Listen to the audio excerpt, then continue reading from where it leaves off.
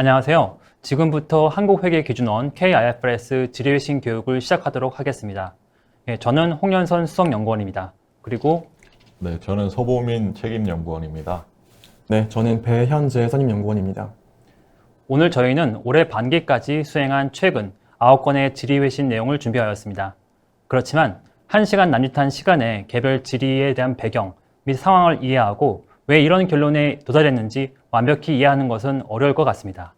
따라서 이번 교육 영상을 기준원 홈페이지와 유튜브 채널에 올려 다시 한번 보실 수 있도록 할 예정입니다. 또한 올해 말까지 개별 지리에 대해서 자세하게 설명하는 자료를 별도로 홈페이지에 올릴 예정이니 함께 참고하시면 좋을 것 같습니다.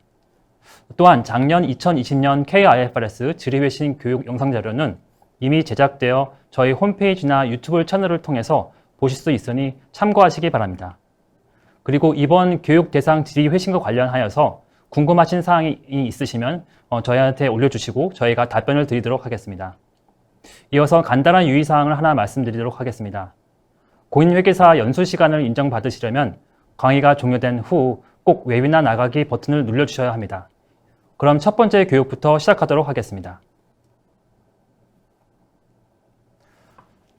먼저 첫 번째 상가 건물 임대차 보호법과 리스 기간에 관련된 내용부터 말씀해 드리겠습니다.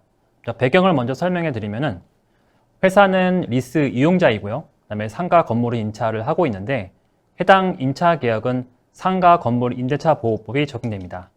이 법은 이제 소위 상가 임대차법이라고 말해지고 있는데요. 이 상가 임대차법이 무엇이냐? 리스 이용자는 전체 임차 기간이 10년을 초과하지 않은 범위 내에서 계약 갱신을 요구할 수 있는 상황입니다. 다시 말씀드리면 원래 그 계약 기간이 10년이었는데 추가적으로 10년을 연장해서 임차 기간을 갱신할 수 있다는 것입니다. 그런데 이 갱신 시점에 리스 제공자는 리스료와 보증금을 조정해서 청구할 수 있습니다. 근데 여기서 특정 요건을 충족하는 여부에 따라서 이 계약 갱신 시점에 갱신 시에 리스료와 보증금의 증액 한도가 5%가 있는 경우가 있고 그렇지 않은 경우가 있습니다. 즉 특정 요건을 충족을 하는 그런 케이스라고 한다면은 이 리스 계약 갱신 시점에 리스료와 보증금을 5%까지 이제 증액을 할 수 있고 그렇지 특정 요건을 충족하지 않은 경우라고 한다면 명시 한도가 없습니다. 즉 그 리스료를 5% 이상 이제 할 수 있다는 것이죠. 그럼 여기서 특정 요건이 어떤 건가요? 특정 요건은 여기 밑에 보시는 바와 같이 이제 환산 보증금이라는 환산 보증금이라는 게 있는데 이 환산 보증금을 초과하지 않는 그런 경우를 한다면은 이때 계약 갱신 시점에 그 리스료 증액 금액을 5%로 할 수 있고 만약에 그렇지 않고 더 넘는다고 한다면은 이런 증액 한도가 없는 상황이 될 수 있습니다. 네. 이와 관련해서 질의 사항이 크게 세 가지가 있는데요. 먼저 첫 번째 질의는 이런 상가 임대차법에 따른 이런 갱신 요구권이 리스 기준서에 따른 연장 선택권으로 볼 수 있는지가 첫 번째 질의이고 그리고 두 번째, 세 번째 질의는 리스료 증액 한도가 있는 경우와 없는 경우에 있어서 이렇게 갱신 요구 가능 기간 다시 말씀드리면 아까 추가적인 그 10년의 기간에 대해서 리스 기준서에 따른 집행 가능한 기간으로 볼 수 있는지가 이제 질의 사항입니다. 먼저 그 첫 번째 쟁점 사항을 이제 보도록 하겠습니다. 첫 번째 쟁점 사항은 이 계약 갱신 요구권이 과연 리스의 연장 선택권으로 볼 수 있는지가 이 첫 번째 쟁점인데 간단히 리스 기준서의 내용을 살펴보도록 하겠습니다. 여기 보시면은 리스 기간은 해지 불능 기간과 다음에 양가로 1번과 양가로 2번에 대한 기간을 포함해서 산정하도록 되어 있습니다. 이 첫 번째 그 기간을 보시면은 리스 이용자가 리스 연장 선택권을 행사할 것이 상당히 확실한 경우에는 그 선택권에 해당하는 기간을 더하도록 되어 있고 추가적으로 만약에 연장 선택권이 아니라 종료 선택권을 행사하지 않을 것이 상당히 확실한 경우에는 그 선택권에 대한 기간을 더하도록 되어 있습니다. 하지만 지금 질의의 경우에는 종료 선택권이라는 내용이 없어서 저희가 연장 선택권에 초점을 맞춰서 말씀을 드릴 예정이고 그러면 연장 선택권이어야지만 이렇게 리스 기간을 산정하는 데 영향을 미칠 수 있습니다. 따라서 이러한 계약 갱신 요구권이 여기에 해당하는 연장 선택권인지가 먼저 첫 번째 쟁점이 되겠습니다. 그리고 추가적으로 밑에 그 문단 B34를 보시면은 약간의 불이익만 감수하면 리스 이용자와 리스 제공자가 다른 당사자의 동의 없이 리스를 종료할 권리를 가진 경우에는 더 집행할 수 없다고 얘기하고 있는데 예를 들어서 리스 이용자나 리스 제공자가 굉장히 적은 페널티만 물고 계약을 종료할 수 있다고 한다면 그거는 집행 가능하지 않다고 봐서 아예 리스 기간 산정을 할 때 집행 가능한 기간에서 아예 배제가 되어버립니다. 다시 말씀드리면 이제 리스 기간을 산정할 때에는 해지 불능 리스 기간을 이제 먼저 고려하고 그 다음에 연장 선택권을 행사할 것이 상당히 확실한 경우에는 그 기간을 포함되도록 되어 있는데 지금 쟁점상 첫 번째는 과연 이 계약 갱신 요구권이 리스 연장 선택권에 해당하느냐라는 것이 첫 번째 쟁점사항입니다. 여기에 대해서 크게 두 가지 의견이 이제 대립되고 있는 상황입니다. 첫 번째 견해는 지금 리스 기준서에서는 계약의 정의를 그 리스 기준서에서 정의 내린 것이 아니라 수익 기준서인 KIFRS 제1115호를 참조해서 리스 계약의 정의를 내리고 있습니다. 따라서 그 리스 기준서가 아닌 수익 기준서를 잠시 보시면은 이 기준서의 적용에 포함되는 고객과의 계약에 대한 범위를 몇 가지 제시를 하였습니다. 거기에서 보시면은 지급 조건을 식별할 수 있는 그런 상황을 제시를 하고 있습니다. 하지만 지금 이 내용을 보시면은 지급 조건을 식별할 수 없는 경우에는 결국 그 고객과의 계약 범위를 제외하기 때문에 계약의 정의를 하지 않겠느냐라는 계약의 정의를 충족하지 않은 게 아니겠느냐라고 하는 주장입니다. 왜냐하면은 그 계약 갱신 시점에 그 얼만큼 증액되는지에 대해서 지금 모르는 상황이기 때문에 결과적으로는 이런 지급 조건을 식별할 수 있는 조건을 충족하지 않는다. 따라서 계약이 아니기 때문에 연장 선택권이 아니라는 그런 견해입니다. 이에 반해서 견해 B에 따르면 연장 선택권이다. 그 이유는 계약 갱신 요구권 행사 전에 비록 그 자세한 구체적인 지급 조건을 식별할 수 없다 하더라도 리스 이용자는 이러한 갱신 요구권 행사를 통해서 계약 기간의 연장을 주장할 수 있다는 내용입니다. 다음 슬라이드 보시면은 오른쪽에 상가 임대차법에 관련된 내용이 있는데 보시면은 임차인이 임대인의 동의 없이 목적 건물의 전부 또는 일부를 전대한 경우라든가 아니면은 그 임차인이 임차한 건물의 전부 또는 일부를 고의나 중대한 과실로 파손하는 그런 제한적인 그런 사유가 있는 경우에만 계약을 리스 제공자가 거절할 수 있는 그런 상황입니다. 따라서 이러한 요소를 고려해 보았을 때에는 상가 임대차법에 따른 임차인의 갱신 요구권은 리스 기준서의 적용 대상인 리스 이용자의 연장 선택권에 해당한다라고 결론을 내렸습니다. 그렇다면 리스 기준서에 따라서 판단할 때는 앞에서 말씀하신 그 수익 기준서에 따르는 고객과의 계약 범위는 고려할 필요가 없는 건가요? 네, 그렇습니다.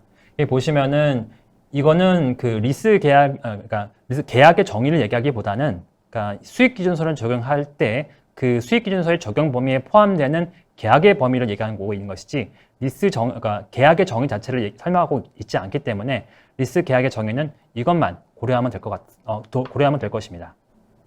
네. 다음 쟁점 두 번째에서 넘어가면은 임차료 또는 보증금 증액 상한이 명시되어 있는지에 따라서 집행 가능한 기간이 달라지는지에 대해서 배현재 선생님 혹시 그 임차료나 그 보증금 증액 상한이 있는지 아니면 없는지에 따라서 혹시 집행 가능한 기간이 달라질까요? 어떻게 생각하세요? 리스 제공자가 이제 만약에 너무 불합리한 금액으로 올려서 이제 하면은 리스 이용자가 집행 가능하다고 보기 좀 어려울 수도 있을 것 같은데요. 예. 이 부분에 대해서 굉장히 많이 논의를 해 보았는데요. 결과적으로 말씀드리면은 계약갱신 요구권은 리스 이용자의 일방적인 권리라고 보았습니다. 따라서 별도의 다른 증거가 없는 경우에는 집행 가능한 것으로 보았고요. 아까 말씀드린 대로 그런 그 갱신기간의 리스료 증액 상한이 있는지 여부에 따라서 집행 가능성 평가에는 영향이 없다고 보았습니다. 그래서 정리를 해드리면은 상가 건물, 상가 임대차법에 따른 임차인의 계약 갱신 요구권은 리스 기준서에 따른 리스 이용자의 연장 선택권에 해당을 하고 그다음에 계약 갱신 요구 가능 기간은 리스료 증액이 상한이 있는지 없는지에 따라서 달라지는 것이 아니라 모두 다 집행 가능한 기간에 포함된다. 그러니까 다만 그 집행 가능한 기간에 포함된다는 것이 다 리스 기간에 들어가는 것이 아니라 밑에 보시는 바와 같이 행사 가능성이 상당히 확실한지를 평가해서 리스 기간을 산정한다라고 말씀드릴 수 있을 것 같습니다. 이어서 두 번째 질의를 설명해 드리겠습니다.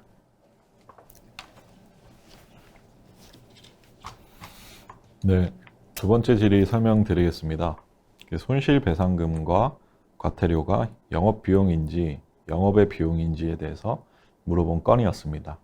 그 배경을 설명드리면 회사는 이제 은행업을 영위를 하고 있는데 사모펀드 판매도 주된 영업 활동으로 같이 하고 있는 상황입니다. 그러던 중에 일부 사모펀드 판매와 관련하여 자본시장과 금융투자에 관한 법률을 위반하였고, 이제 고객에 대한 설명 의무를 위반했고, 설명서 교부 의무를 위반했습니다. 그로 인해서 과태료가 부과되었고, 각 투자자별로 손실액의 일정 비율로 배상금을 지급하였습니다.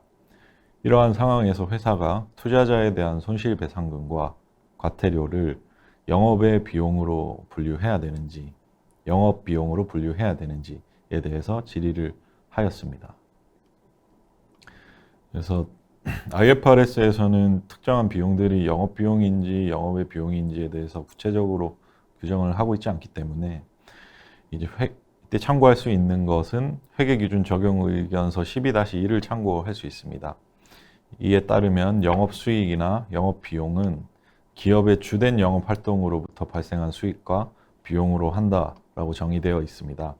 그렇다면 질의의 상황에서 이 손실배상금과 과태료 지급이 이제 회사의 주된 영업 활동 중에 하나인 펀드 판매 과정에서 발생을 했기 때문에 영업 비용에 해당한다라는 견해가 있을 수가 있고, 그렇지 않고 이 손실배상금과 과태료의 지급은 관련 법률을 위반했기 때문에 회사가 부담하게 되는 비용으로 주된 영업 활동 과정에서 정당하게 지급했어야 할 금액으로 볼 수 없다라고 하는 주장이 있을 수가 있습니다.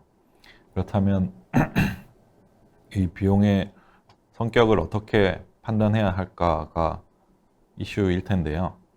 이때 또 참고할 수 있는 자료가 과거 저희 기준원에서 공표한 KIFRS 영업손익 공시 관련 유의사항과 관련된 안내 자료를 참고할 수 있습니다. 여기에서는 Q&A 형식으로 주요 사항에 대해서 답변을 하고 있는데요.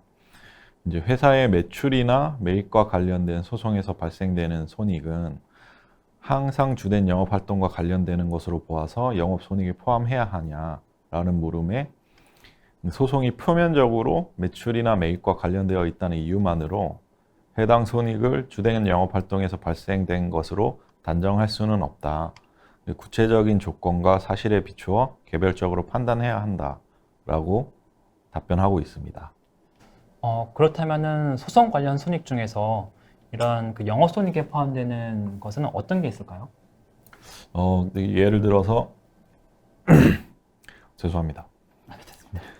예를 들어서 저희가 이제 어떤 거래 상대방에게 물품을 팔고 이제 매출 채권을 계상을 했는데, 이제 저희가 받아야 될 돈이라고 생각하는 금액과 거래 상대방이 저희한테 지급해야 된다고 생각하는 금액이 이 계약상 합의에 따르는 해석이 달라서 서로 차이가 있었고, 그에 따르는 분쟁으로 인해서 결과적으로 소송까지 가게 됐고, 그 소송에서 어떤 특정 금액으로 확정이 된다면 그 금액이 확정됨에 따라서 이 변동되는 부분만큼은 우리가 원래 주된 영업 활동에서 정당하게 받았거나 또는 지급했어야 될 금액에 해당할 수 있기 때문에 그러한 변동분에 대한 조정은 영업 손익으로 반영이 될 수 있을 것 같습니다.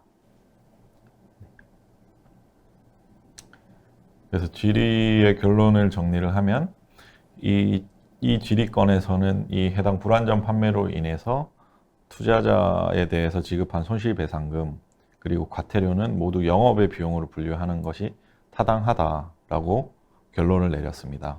그래서 이러한 분류에 대해서 구체적인 규정이 없기 때문에 영업 비용과 영업의 비용의 정의에 근거해서 판단을 해야 하고, 회계기준 적용 의견서 12-1에 따르면 영업 비용은 기업의 주된 영업 활동으로부터 발생한 비용을 말하고 있습니다. 이 질의의 상황에서 법률 위반에 따른 과태료는 펀드 판매 활동이 아닌 불법 행위에서 발생하였으므로 기업의 주된 영업에서 발생한 비용으로 보기 어렵다라고 판단했습니다. 또한 투자자들에게 배상한 손실배상금의 지급도 이러한 법률 위반과 관련된 일련의 사건이다 라고 결론 내린 질의였습니다.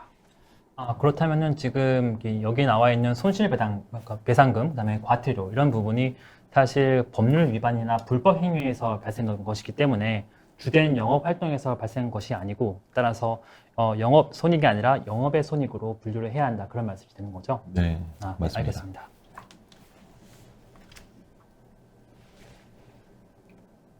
네. 다음으로 세 번째 질이죠. 네, 이연법인세 부채 인식 여부 판단 시 관계기업의 청산을 고려해야 하는지에 대한 질이었습니다. 네, 우선 그림을 보시겠습니다. 네, A사는 독점 규제 및 공정거래에 관한 법률에 근거해서 설립된 지주회사로 B사의 지분을 약 30%를 보유하고 관계기업 투자 주식으로 분류해왔습니다. A사는 별도 재무제표에서 관계기업 투자 주식의 원가법을 적용하고 있습니다. A사의 별도 재무제표에 관계기업 투자 주식의 장부 금액과 세무 기준액의 차이가 존재하고 이는 가산할 일시적 차이를 구성합니다. 이 가산할 일시적 차이는 적격 분할 및 현물 출자 시 과세 특례로 인해 발생한 것이기 때문에 관련 법령에 의해 향후 처분이나 청산으로 실현되며 배당으로는 실현되지 않습니다.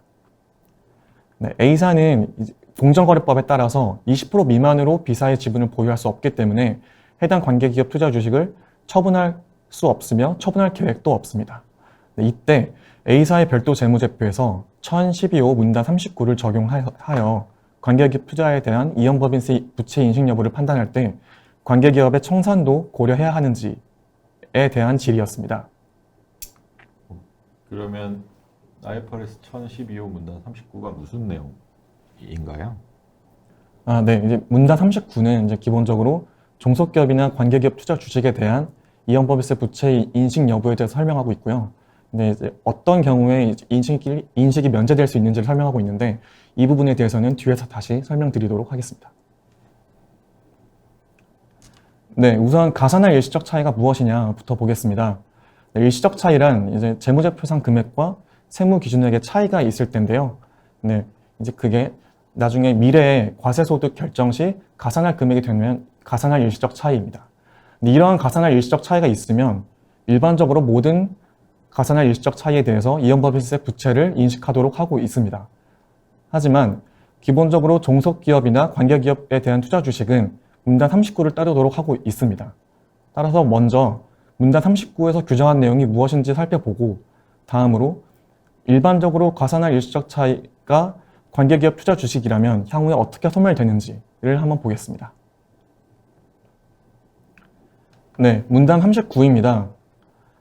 다음 두 가지를 모두 만족하는 정도까지를 제외하고는 관계기업 투자 주식도 모든 가산할 일시적 차이에 대해서 이연법인세 부채를 인식해야 합니다.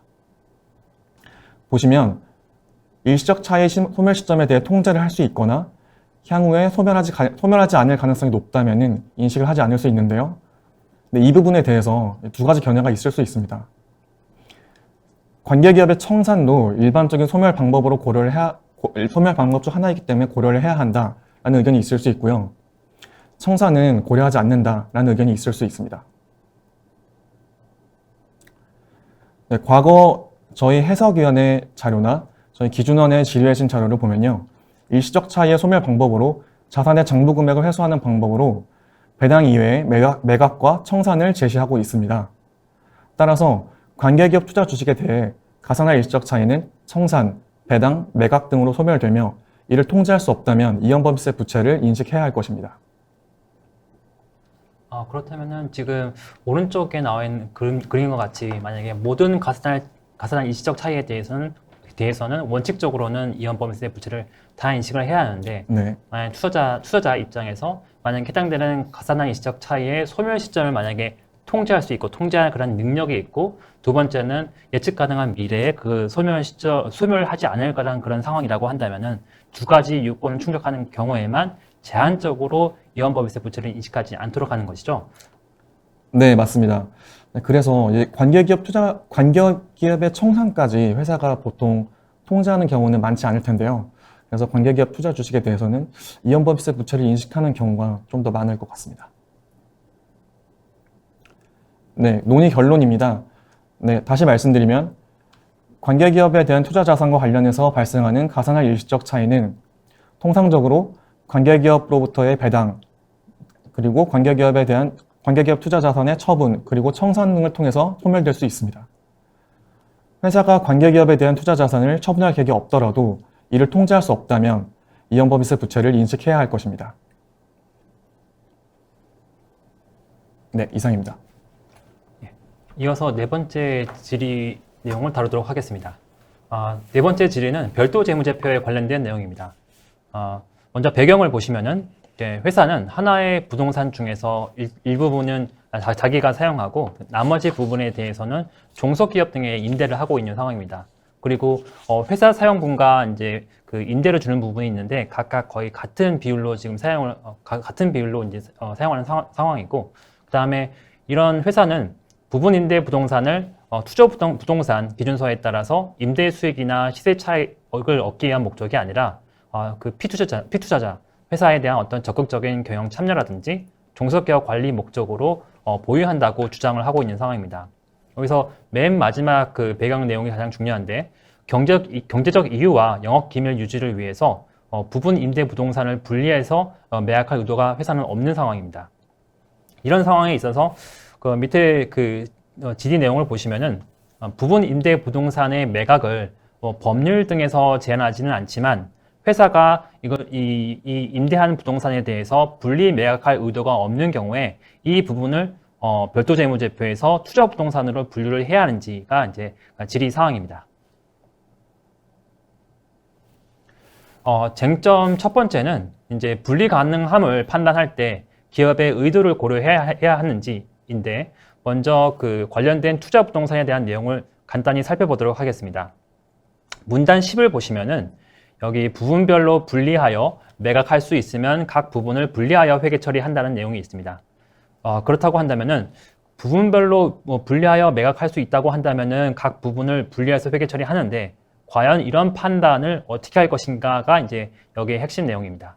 첫 번째 견해에 따르면은 부분별로 분리하여 매각하는지에 대해서는 객관적으로 그게 가능한지 여부를 고려해야지 회사의 계획이나 의도를 고려할 필요가 없다는 것이 첫 번째 견해입니다. 이에 반해서 투자 부동산 분류 자체가 보시면은 임대 수익이나 시세 차익을 얻기 위한 목적으로 가지고 있는 부동산이 이제 투자 부동산의 어떤 정의에 포함될 텐데, 마찬가지로 이 분리 가능성 부분에 있어서도 어떤 회사의 어떤 미래의 계획이나 의도를 고려해야 하지 않겠느냐라는 것이 두 번째 견해입니다. 이런 두 견해가 이제 대립되었지만 밑에 보시는 바와 같이 결론은 부분 매각에 대해서 어떤 법률적인 제한도 없고 다른 장애 요소가 없다고 한다면은 회사의 향후 의도와는 관계없이 해당 자산을 분리해서 매각할 수 있다고 판단을 한 겁니다. 다시 말씀드리면은 이제 분리 가능함을 판단을 할 때 견해 A와 같이 어떤 기업의 계획이나 의도를 고려할 필요가 없다는 것입니다. 그러면 회사가 만약 분리했을 때 경제적 손실이 너무 막대해서 할 계획이 전혀 없다고 하더라도 이때도 분리 가능하다고 봐야 되는 건가요? 예, 그렇습니다.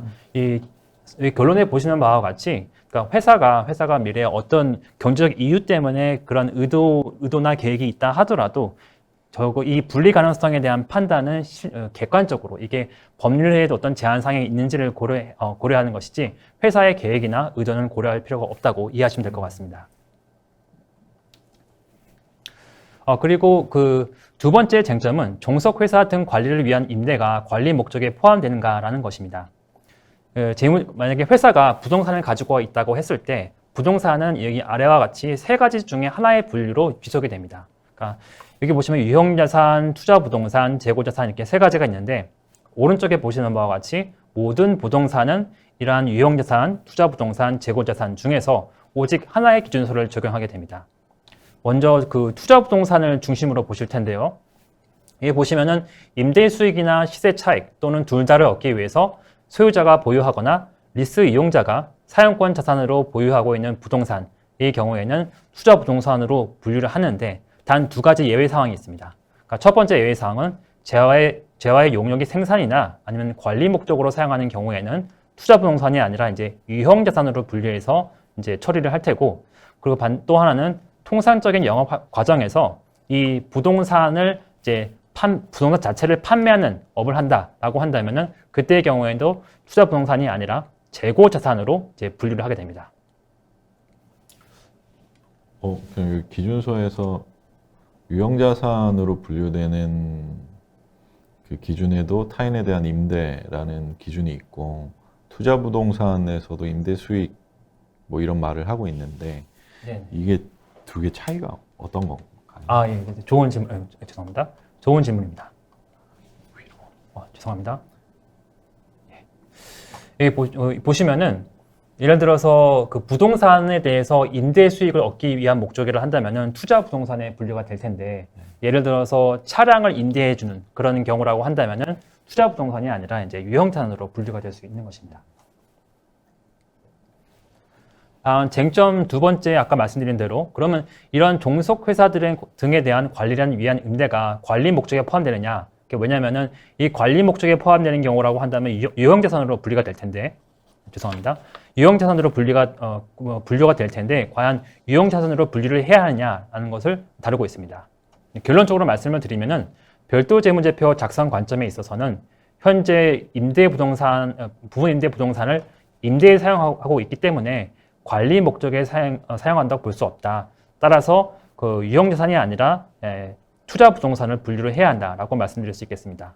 그러면 이제 쟁점 1과 쟁점 2를 종합해서 정리를 해드리면은 법률에서 이런 그 임대하는 부분에 대해서 분리해서 매각하는 것을 막지도 않고 그다음에 이 임대한 부분에 대해서 관리 목적이 유형자산에 대한 분류 가능한 부분이 아니기 때문에 결과적으로 투자 부동산으로 분류를 해야 한다라고 결론 내릴 수가 있겠습니다.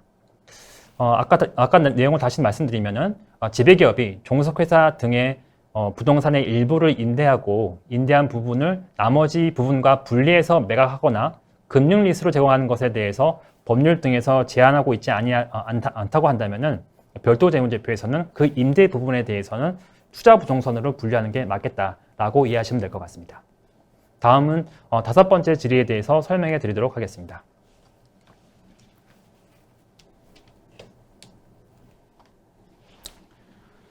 네, 다섯 번째 질의 설명드리겠습니다. 지배기업의 개인 대주주 집단으로부터 무상 증여받은 자산의 회계 처리와 관련된 질의입니다. 배경 설명을 좀 드려야 하는데 이 슬라이드 왼쪽에 보시면 이 개인 대주주 집단이 있습니다. 이 그룹에서 이 전체 그룹 경영에 직접적으로 그리고 또 간접적으로 경영 활동에 참여하고 있는 개인 대주주 집단이 있고 그리고 이 개인 대주주 집단은 서로 친족 관계이긴 한데 단일 약정으로 묶인 지배력을 가지는 공동체에 해당하지는 않습니다.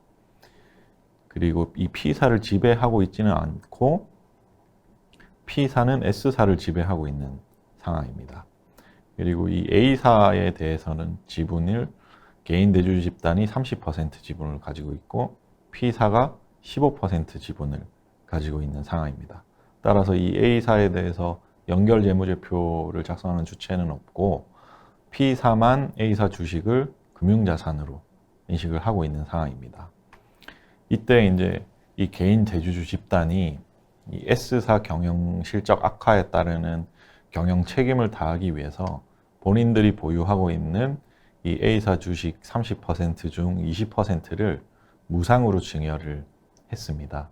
그때 이 S사는 무상으로 증여받은 이 A사 주식을 금융자산, FVPL로 인식을 했고요. 그 공정가치로 그 금융자산을 인식함으로써 이제 그에 따르는 순자산 증가 효과를 단기 손익으로 반영해야 하는지 아니면 소유주로서의 자격을 행사하는 소유주와의 거래로 보아서 자본으로 반영을 해야 되는지에 대해서 질의한 건입니다. 네. 혹시 A사가 증여받은 이제 주식이 20%면은 지분법을 해야 되거나 그런 건 없나요? 예. 그 지분율로 따지면 20%이기 때문에 유의적인 영향력이 있다고 판단할 수 있는데 이 질의 상황에서는 S사의 별도 재무제표의 상황이고 별도 재무제표에서는 관계기업 투자 주식에 대해서 뭐 원가법 그리고 지분법 그리고 IFRS 9에 따르는 방법 이 세 가지 중에 하나를 선택해서 이제 적용할 수 있도록 하고 있기 때문에 S사는 그 중에서 이제 나인에 따르는 방법으로 금융자산으로 인식을 하고 있는 상황입니다. 그렇다면 이 첫 번째 쟁점으로 이 개인 대주주 집단이 S사의 소유주이냐라는 거를 판단을 해봐야 될 텐데요. 이 소유주라고 하면 일반적으로 오너들, 뭐 내가 지배하는 사람 이런 걸로 이해가 되지 않습니까? 근데 이제 개인 대주주 집단은 S사의 지분을 1%밖에 보유를 하고 있지는 않는 상황입니다. 근데 이제 관련 회계 기준에서는 이제 기업회계 기준서 1001호에서는 이 소유주를 자본으로 분류되는 금융상품의 보유자로 정의를 하고 있습니다. 그리고 이와는 별도로 또 뭐 지배 기업의 소유주 뭐 이런 이야기를 따로 쓰고 있고요. 그래서 소유주로서의 자격을 행사하는 소유주와의 거래 예시로 뭐 출자나 배당 이런 것들을 예시로 들고 있습니다. 이런 것들을 종합해서 고려를 해봤을 때 이 배당이라는 거는 저희가 지분을 뭐 한 주라도 갖고 있으면은 배당을 받을 권리가 있는 것이지 내가 그 기업의 오너기 때문에 배당을 받거나 이런 거는 아니지 않습니까? 그래서 S사의 지분 상품을 직접 보유하는 개인 대주주 집단은 S사의 소유주다라고 할 수 있습니다. 그렇다면 이 S사의 소유주인 개인 대주주 집단이 S사의 자산을 무상 이전하는 것은 자본거래인가를 판단을 해봐야 할 텐데, 그러니까 동일한 기준서에서는 소유주로서의 자격을 행사하는 소유주에 의한 출자와 소유주에 대한 배분 등은 다시 말씀드리겠습니다. 소유주로서의 자격을 행사하는 소유주와의 거래는 자본 거래로 표시하도록 하고 있고, 이러한 거래를 유형을 소유주에 의한 출자, 소유주에 대한 배분, 그리고 지배력을 상실하지 않는 종속기업에 대한 소유 지분의 변동 등으로 이야기를 하고 있습니다. 그런데 이 질의의 상황에서는 A 개인 대주주 집단이 S사에게 A사 주식을 무상으로 이전하면서 S사가 자기들 주식을 추가적으로 발행해서 주지도 않았고, 개인 대주주 집단이 보유하고 있는 S사 지분율의 변동도 없는 상황입니다. 그래서 이런 기준서에서 얘기하고 있는 이런 출자나 소유 지분 변동 등이 없기 때문에 자본거래로 볼 수 없다는 견해가 있을 수가 있습니다.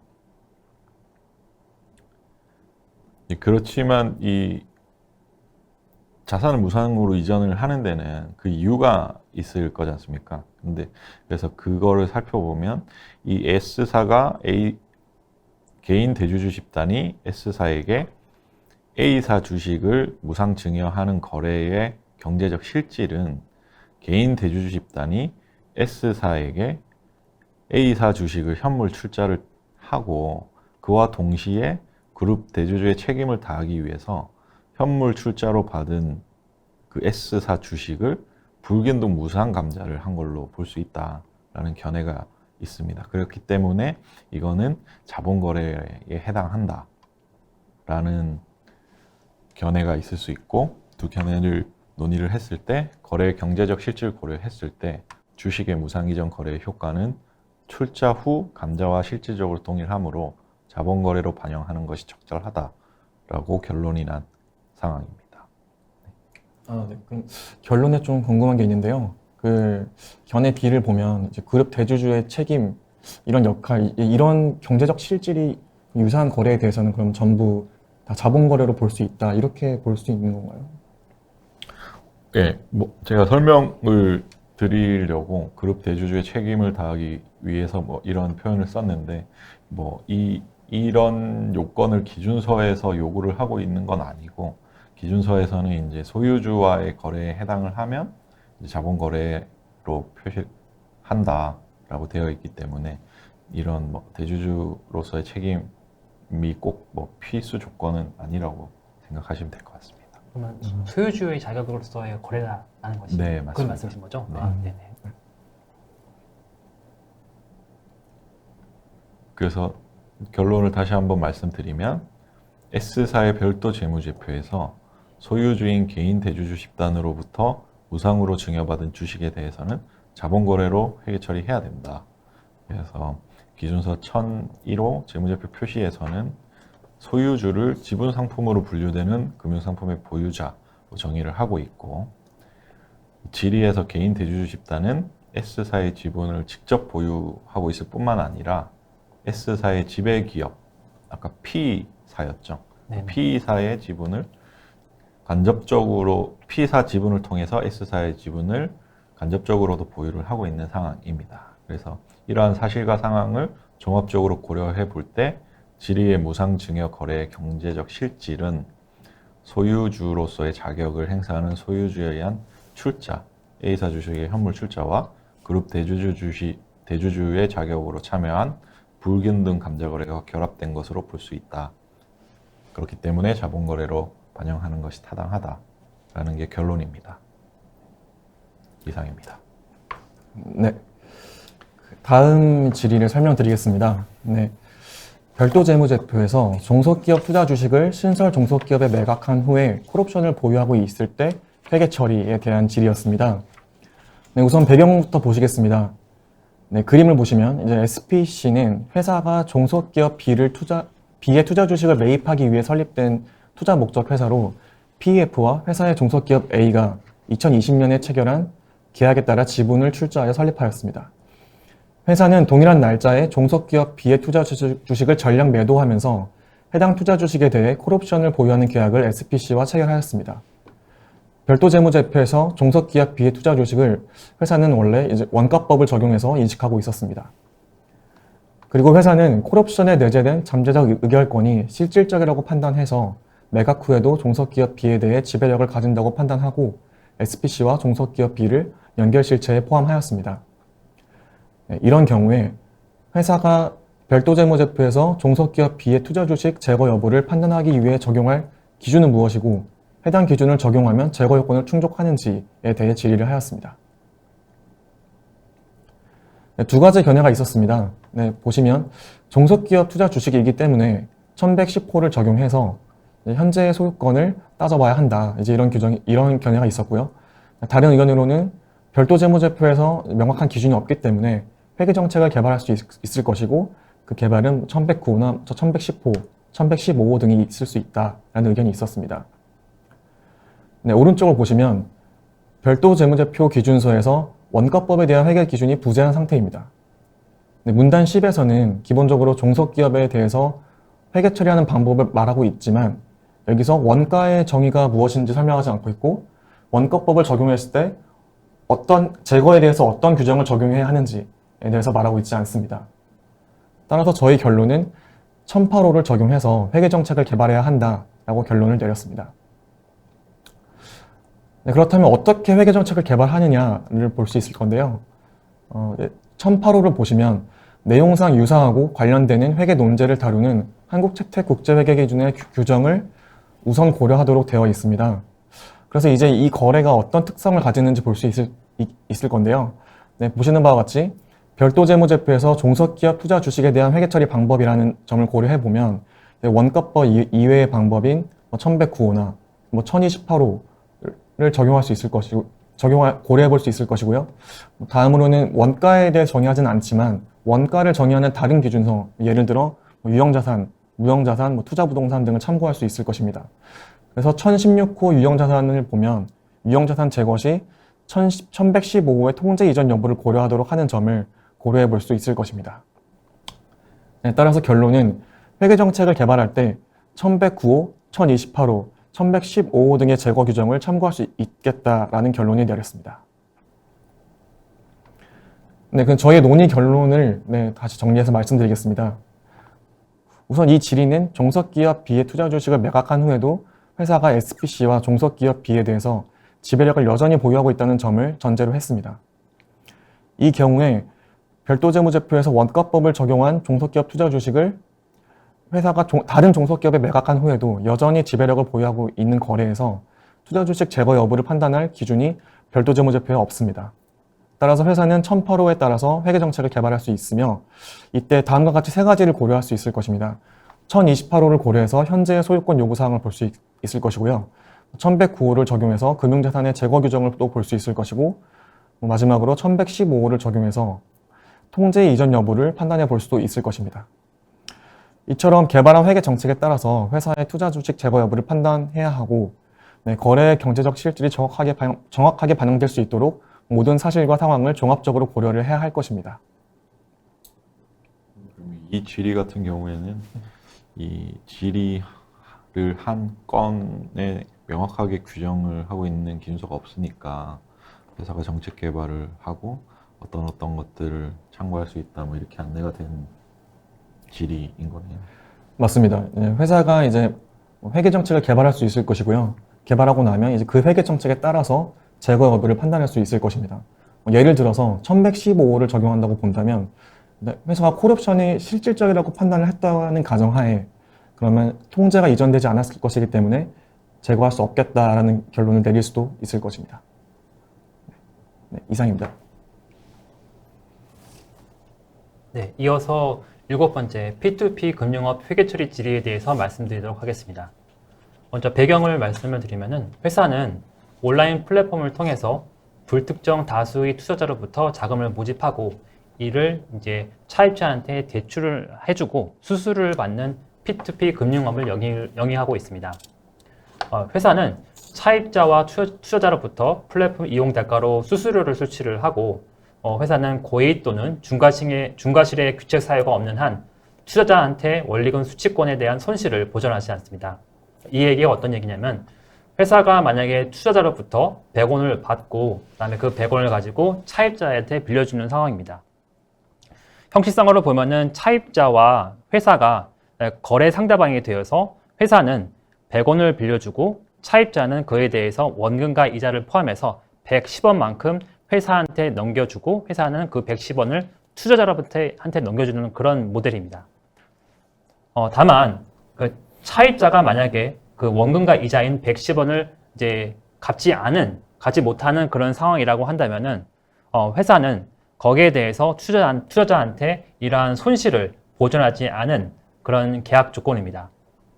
원칙적으로 투자자의 동의 하에 대출 조건을 매각할 수 있는데 왜냐하면은 아까 말씀드린 바와 같이 형식상으로 차입자와 회사가 대출 계약을 맺은 것이고 이 대출 채권에 대해서 투자자의 동의가 있는 경우에만 이제 대출 채권을 매각할 수 있는데 다만 대출 원금과 이자 회수가 어려운 경우 예를 들어서 차입자가 돈을 제대로 갚지 않은 그런 제한적인 상황에 있어서는 회사가 투자자의 동의 없이 대출 채권을 매각할 수 있습니다. 그럼 질의사항은 회사가 투자자로부터 자금을 모집해서 차입자에게 대출을 실행한 시점에 과연 대출 채권을 제거할 수 있는지가 질의사항입니다. 이 질의에 대해서 궁금한 점이 하나 있는데요. 예. P2P랑 저 일반 은행 대출이랑 어떤 차이가 있을지 좀 궁금합니다. 예. 저도 직접 P2P 그런 걸 해본 적은 없는데요. 네, 여기 보시면은 만약에 이 투자자 입장에서 한번 보시죠. 만약에 투자자가 이제 은행에 만약 예금을 했다라고 한다면은 그 투자자는 은행이 이제 그 돈을 예금한 거에서 원금과 이자를 안 갚을 위험, 즉 은행에 대한 신용 위험에 노출이 되고 있는 상황입니다. 하지만 P2P 이런 거래에 따르면은 투자자는 회사의 어떤 신용 위험이 아니라 이 차입자의 신용 위험에 노출되게 됩니다. 그런 점이 은행 부분과 그다음에 P2P 금융업에 좀 차이가 있다고 보실 수 있을 것 같습니다. 첫 번째 쟁점 사항은 양도 거래를 보는 기준서의 어떤 요건을 모두 충족하는지에 대한 것이 첫 번째입니다. 먼저 이 기준서를 먼저 설명을 해드리면은 다음 중 하나에 해당하는 경우에만 금융자산을 제거하도록 되어 있습니다.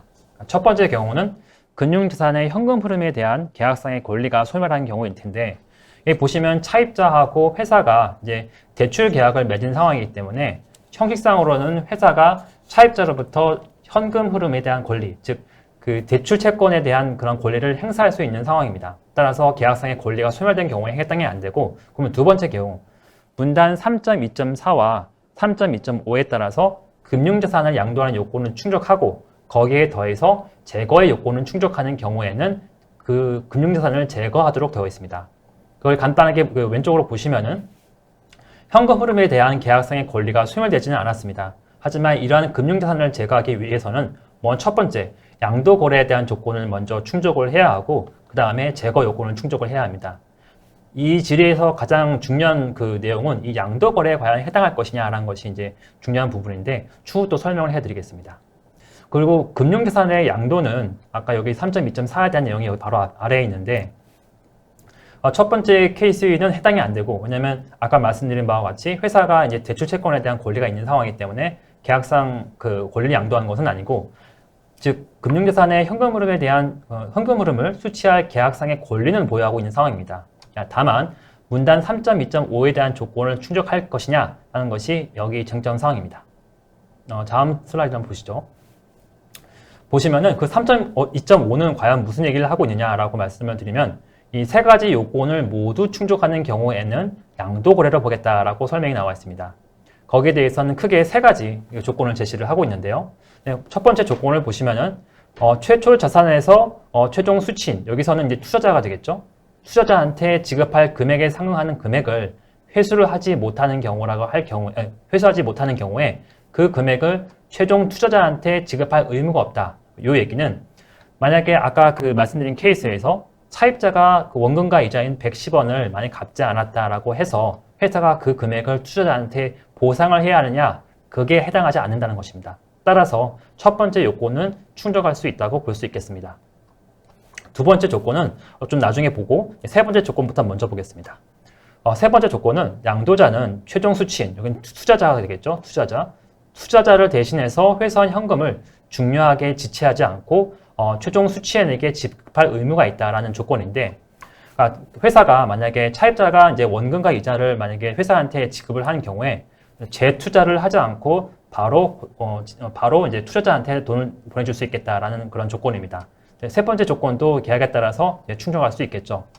그럼 중요한 건 이 두 번째인데, 두 번째 내용을 보시면은 양도자는 양도 계약의 조건 때문에 최초 자산을 매도하거나 담보물로 제공하지 못한다.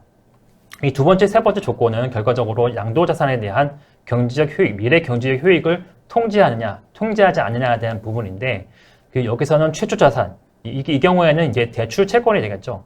대출 채권에 대해서 회사가 그거를 매도할 권리를 갖고 있어서 통제하고 있는 거냐, 아니면 투자자가 그거에 대해서 갖고 있느냐, 근본적인 그 부분에 대한 판단이 필요한 부분입니다. 거기에 대해서 크게 두 가지 견해가 대립되고 있는 상황입니다. 보시면은 예외적인 케이스긴 하겠지만 만약에 차입자가 그 돈을 갚지 않은 경우에 매각 예정 금액을 이체할 원리금 이상을 이제 받을 수 있다고 한다면은 회사가 그걸 결정하지 않겠느냐라고 해서 회사가 효익을 통제한다. 뿐만 아니라 대출 채권 매각을 위해서 그런 제한적인 어떤 상황이 도달하면은 회사가 이자 감면에 대한 결정도 할 수 있는 거 아니냐. 그래서 회사가 경제적 효익을 통제하기 때문에 해당되는 조건을 충족하지 않는다라는 견해가 있는 반면에 오른쪽에 있는 견해를 보시면은 회사가 제한적인 상황에서 그런 권한을 가지고 있지만 이거는 투자자를 보호하기 위해서 그런 권한을 행사하는 것이지, 즉 신의성실의 원칙에 따라서 회사가 투자자를 위해서 대리인 역할을 수행하는 것에 불과하다. 따라서 회사가 효익을 통제하지 못한다는 두 가지 견해가 대립됩니다.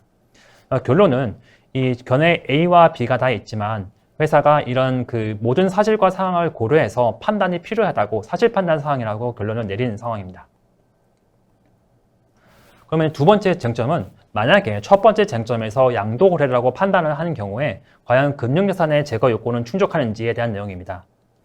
금융자산의 제거 요건은 크게 이제 위험과 보상에 대한 얘기가 있는데, 그러니까 회사가 이런 거래를 통해서 위험과 보상의 대부분을 투자자한테 이전하였다라고 한다면 금융자산의 제거 요건은 충족한다고 볼 수가 있겠습니다. 여기 보시면 첫 번째 내용을 보시면 이거는 위험에 대한 분석 자료인데, 금융자산에서 발생할 수 있는 주된 위험은 그러니까 신용 위험이다. 즉 차입자가 돈을 갚지 않을 그런 위험이기 때문에 회사는 약관에 따라서 고의 또는 중과실의 귀책 사유가 없는 한 굉장히 예외적인 상황이 아닌 이상은 이러한 투자자한테 어떠한 배상이나 보상을 하지 않는 것이다.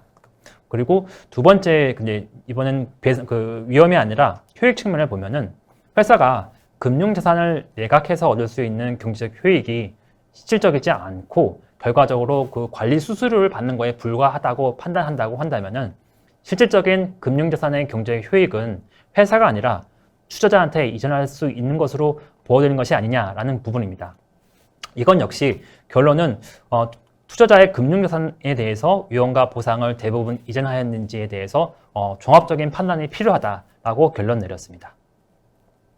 요거는 관련된 기준서 내용인데 다시 한기화 드리면 그 금융자산에 대한 그런 위험과 보상의 대부분을 이제 투자자한테 이전한다고 한다면은 제거의 어떤 요건을 충족할 수 있겠다라고 말씀드릴 수 있고 해당되는 내용을 정리를 다 해드리면 근본적으로 해당되는 내용은 사실 판단 사항이다. 그런데 다만 이제 모든 사실과 상황을 고려한 결과 양도 거래에 해당하고 그에 더해서 위험과 보상의 대부분을 이전한다고 한다면은 회사는 해당 금융자산을 제거한다라고 말씀드릴 수 있겠습니다. 네, 다음 8번째 질의에 대해서 말씀드리도록 하겠습니다.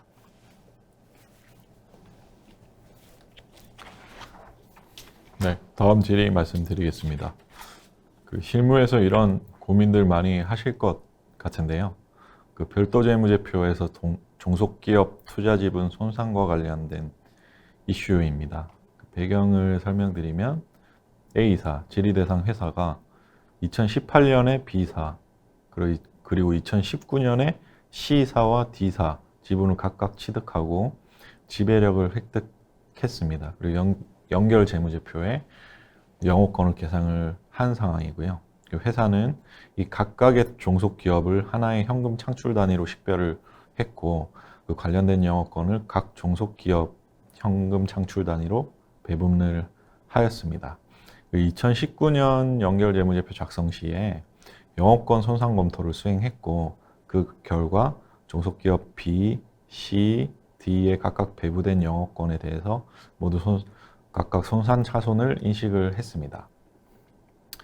회사는 별도 재무제표에서는 종속기업 투자 주식을 원가법으로 회계 처리를 하고 있고요. 별도 재무제표에서는 종속기업인 B, C, D사에 대해서 손상 징후가 없다고 판단해서 종속기업 투자 주식에 대해서는 손상차손을 인식하지 않은 상황입니다. 그래서 먼저 이 관련된 기준서 문단을 좀 먼저 설명을 드리면 자산 손상을 규정하고 있는 1036호 기준서에서는 이 관련된 문단을 보시면 종속기업, 공도기업, 관계기업에 대한 투자의 경우에 투자자는 그 투자에서 받은 또는 받을 배당금을 인식하고 다음 중 하나의 증거를 얻을 수 있다라고 하고 이러한 증거가 얻어지는 경우에는 자산손상 징후라고 설명하고 있습니다. 그 증거 중에 하나가 별도 재무제표에 있는 투자의 장부 금액이 연결 재무제표에 있는 관련 영업권을 포함한 피투자자의 순자산의 장부 금액을 초과한다 라고 써져 있습니다. 이 A 회사, 질의 대상 회사의 이 상황을 보시면 영업권 손상 차손을 반영한 후에 연결 재무제표상 피투자자산 순자산 장부 금액은 별도 투자 주식 장부 금액보다 더 작은 상황입니다. 하지만 영업권 손상 차손을 반영하지 않으면 별도 투자 주식 장부 금액이 더 작은 상황이고요. 이렇게 됐을 때 배현재 선생님은 영업권 손상 차손을 반영한 금액과 비교를 해야 되는지 아니면 반영하지 않은 금액과 비교를 해야 되는지 어떻게 생각을 하세요? 잘 모르겠습니다. 근데 아마 제 생각에 실무적으로는 보통 이제 별도 재무제표를 만들고 연결 재무제표를 작성하니까 뭔가 그 다음에 다시 또 비교하기에는 좀 너무 실무적 부담이 있을 것 같은데요. 예.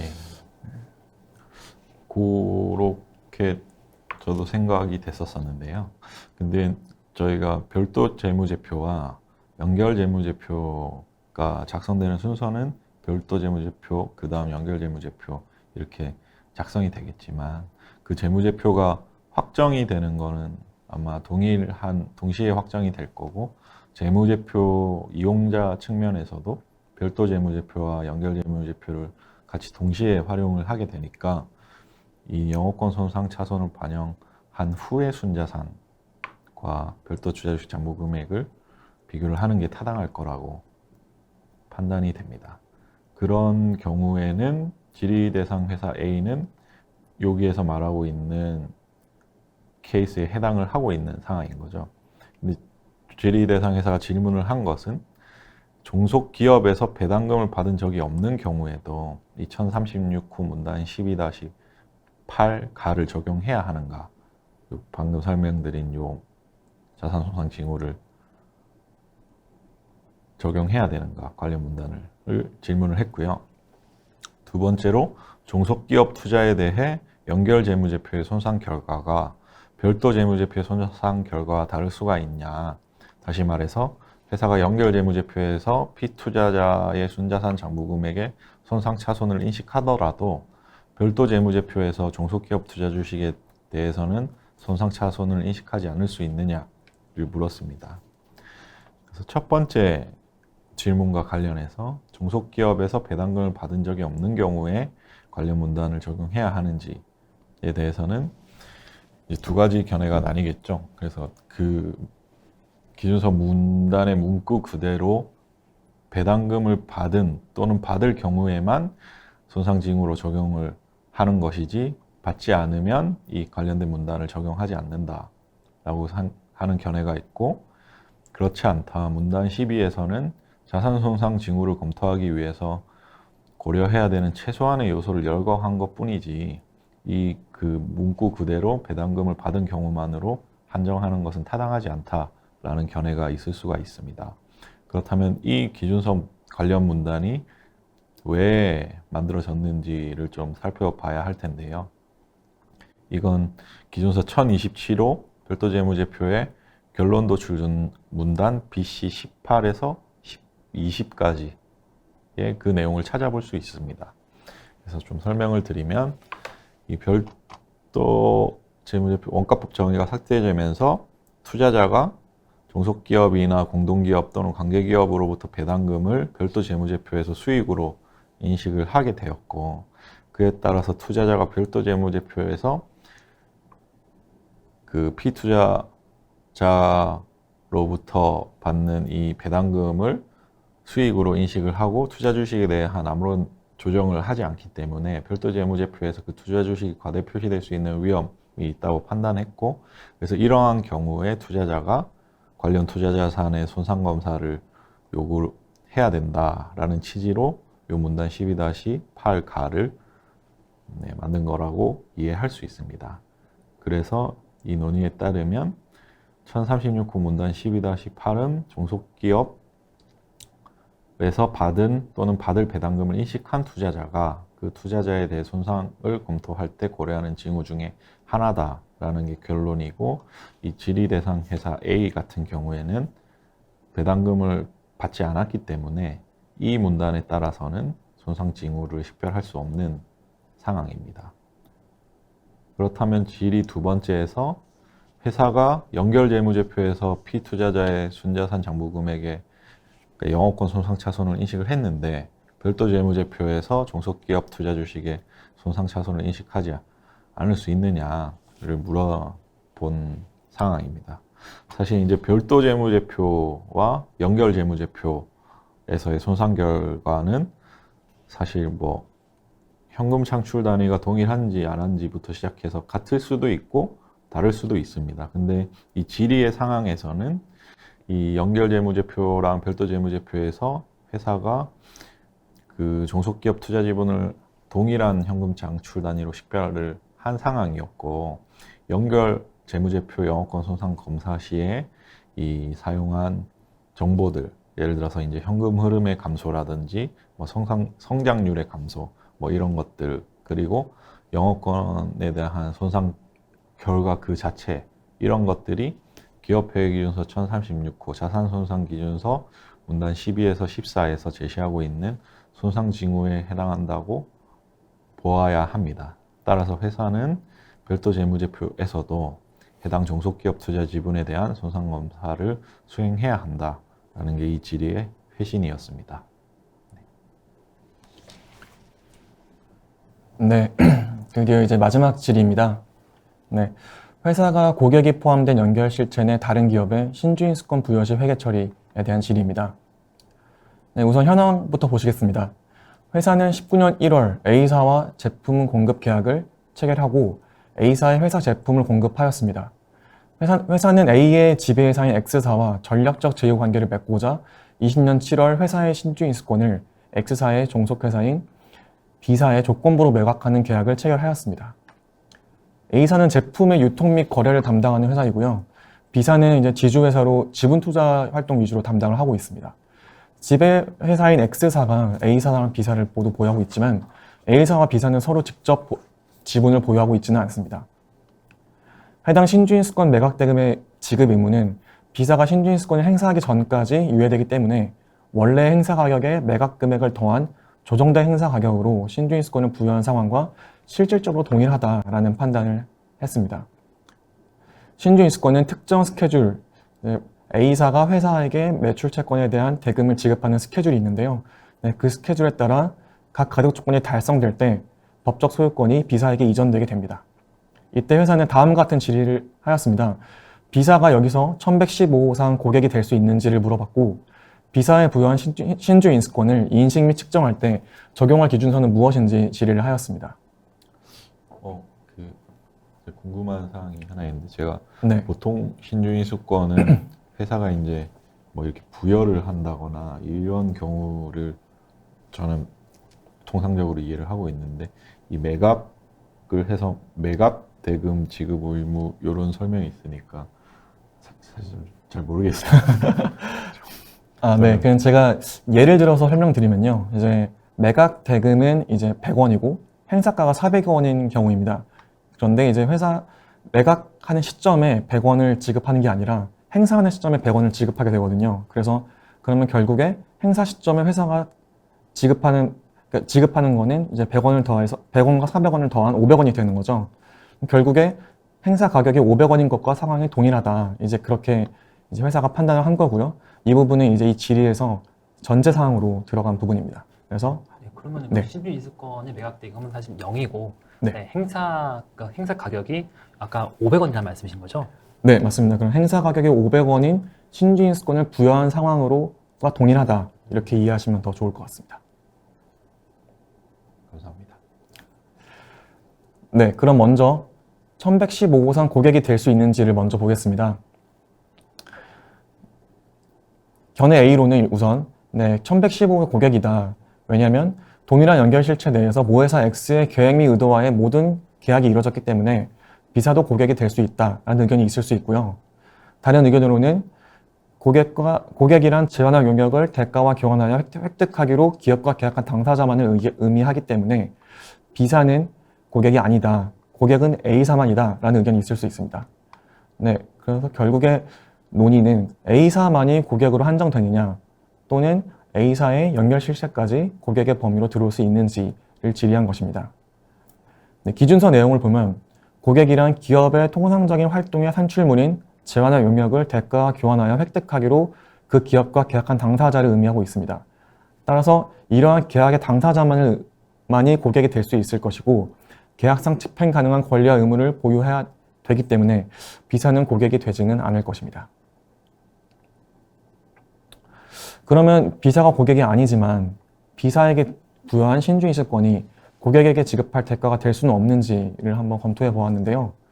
네, 보시면 먼저 부여한 신주인수권이 고객에게 지급할 대가가 될 수 있는지를 먼저 보고 대가의 지급 대상이 고객이 아니더라도 고객에게 지급할 대가에 해당할 수 있는지를 보겠습니다. 네, 기준서 문단 70을 보시면 공제나 그 밖의 항목, 쿠폰이나 상품권 등도 고객에게 지급할 대가로 언급하고 있습니다. 따라서 현금 및 현금성 자산에만 국한되는 것은 아니기 때문에 신주인수권의 형태더라도 고객에게 지급할 대가가 될 수 있을 것입니다. 동문단을 보시면 또한 고객 또는 고객에게서 기업의 재환의 용역을 구매하는 다른 당사자인 경우를 이제 언급하고 있습니다. 현재 B사는 이 두 가지 상황에 해당하지 않기 때문에 B사에게 부여한 것은 이제 고객에게 지급할 대가가 될 수 없는 거 아니냐라고 생각하실 수 있는데요. 여기 예시를 보시면 회사가 A사에게 부여할 신주인수권인데 A사를 대신해서 B사에 부여하는 경우가 있을 수 있습니다. 즉 고객에게 지급하는 대가였지만 고객의 요청으로 인해서 고객이 아닌 자에게 신주인수권을 부여한 것이죠. 네, 이와 같이 경제적 실질이 이와 같다면 신주인수권을 부여한 것은 고객에게 지급할 대가와 유사할 수 있습니다. 1115호를 보면 유사한 거래에 대해서는 유사하게 회계 처리를 해야 한다. 경제적 실질이 유사한 거래에 대해서는 유사하게 회계 처리를 해야 한다고 하고 있기 때문에 이러한 경제적 실질에 대해서 정확하게 판단이 필요할 것입니다. 그 정리해서 말씀드리겠습니다. 회사가 재화나 용역을 제공해야 하는 계약 당사자는 A사만이기 때문에 B사는 회사의 고객에 해당하지는 않습니다. 다만 앞서 말씀드린 바와 같이 회사가 부여한 신주인수권의 경제적 실질이 고객에게 지급할 대가로 볼 수 있는지를 따져봐야 할 것이며 이는 모든 사실과 상황을 종합적으로 고려하여 판단해야 할 사항입니다. 다음으로 회사가 B사에 부여한 신주인수권을 인식 및 측정할 때 적용할 기준서는 무엇인지 살펴보겠습니다. 우선 회사가 지분 상품을 부여하는 거래이기 때문에 1102호를 적용해야 된다는 의견이 있을 수 있습니다. 또한 신주인수권을 부여함에 따라 재화나 용역이 식별 가능하지는 않기 때문에 문단 13A에 따라서 부여일의 공정가치로 측정한다라는 의견이 있을 수 있고요. 다른 의견으로는 종업원이 아닌 거래 상대방에게 신주인수권을 부여하는 것이므로 문단 13을 적용해서 조건 달성일마다 후속적으로 공정가치를 측정한다라는 의견이 있을 수 있습니다. 이와는 다른 의견으로 금융상품이기 때문에 1109호를 적용해야 하는 것이 아니냐 이런 의견이 있을 수 있습니다. 우선 앞서 말씀드린 바와 같이 저희가 고객에게 지급할 대가인지 아닌지를 판단하지 않았기 때문에 다음과 같이 고객에게 지급할 대가가 아닌 경우와 고객에게 지급할 대가인 경우를 나눠서 한번 검토해 보도록 하겠습니다.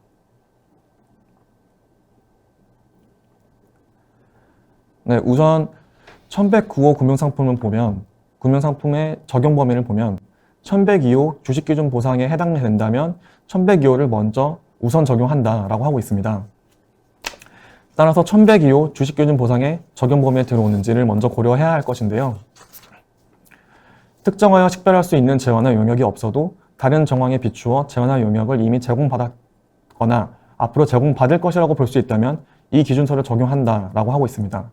따라서 회사가 신주인수권을 부여하면서 이에 대한 대가로 약정에는 없으나 다른 정황상 재화나 용역을 이미 제공받거나 앞으로 제공받을 것이라고 보는 상황이라면 1102호를 우선 적용할 수 있을 것입니다. 하나 궁금한 점이 있는데요. 저 오른쪽 그 1102호 주식기준 보상에서 특정하여 식별할 수 있는 재화 용역이 없어도 다른 정황에 비추어서 재화나 용역을 이미 제공받았다고 볼 수 있다면 1102호를 적용할 수도 있다고 나와 있는데 그러면 이 질의에서 과연 어떻게 적용이 되는 건가요? 일단 그 회사가 이러한 거래를 하게 된 이유가 앞서 말씀드린 바와 같이 모회사 X와 전략적 제휴관계를 맺고자 하였다라고 했고요. 앞에서 보면 약정에서 식별할 수 있는 재화나 용역이 없기는 하지만 향후 회사가 제공받을 것이라고도 볼 수 있기 때문에 이 기준을 적용할 수 있을 것입니다.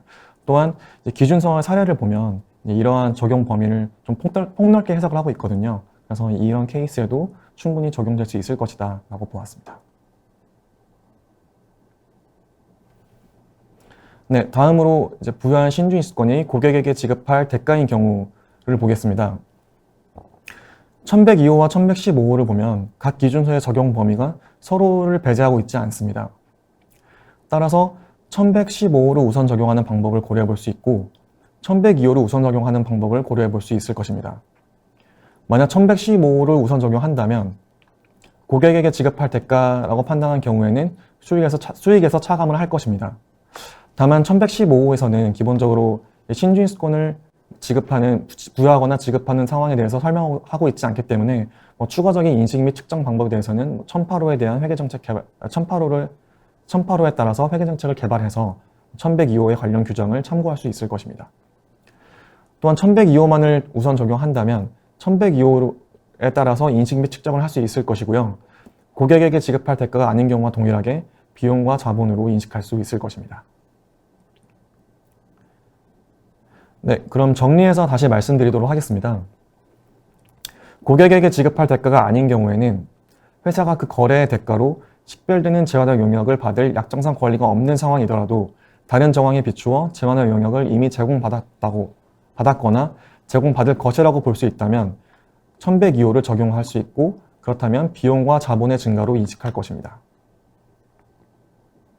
고객에게 지급할 대가인 경우는 앞서 말씀드린 바와 같이 두 가지 방법을 고려할 수 있습니다. 먼저 1115호를 우선 적용하는 방법과 그 다음에 1102호를 적용하는 방법이 있습니다.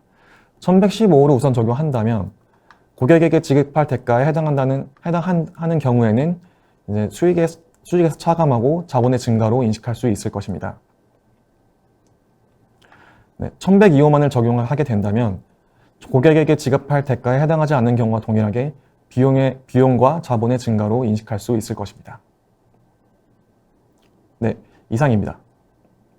이상 한국회계기준원 KIFRS 지리회신 교육을 마치도록 하겠습니다. 한국공인회계사 회 연수 시간을 인정받기 위해 꼭 웨비나 나가기 버튼을 눌러주시기 바랍니다. 올해도 한 달 정도밖에 남지 않았는데 한 해 잘 마무리하시고 내년에 건강한 모습으로 다시 뵙도록 하겠습니다. 감사합니다.